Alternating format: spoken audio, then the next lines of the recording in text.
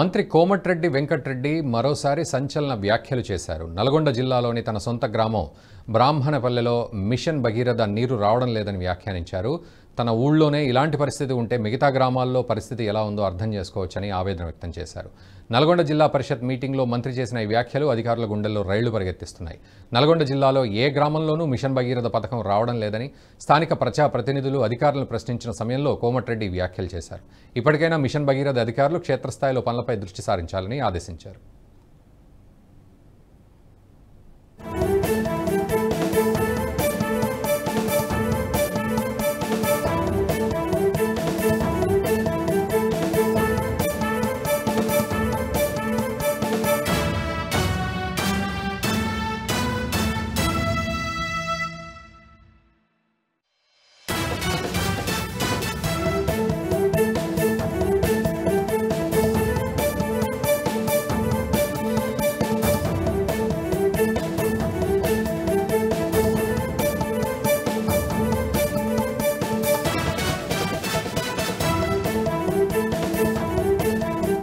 ఈ వీడియో మీకు నచ్చినట్టయితే లైక్ చేయండి, 10 మందికి షేర్ చేయండి. అలాగే కామెంట్ల రూపంలో మీ అభిప్రాయాలను మాతో పంచుకోండి. Nationalist hub group of channels ను సబ్స్క్రైబ్ చేసుకుని తెలుగునాట జాతీయవాద జర్నలిజాన్ని ప్రోత్సహించండి. ఈ వీడియో కింద ఉన్న బెల్ ఐకాన్ పై క్లిక్ చేయడం మర్చిపోవద్దు.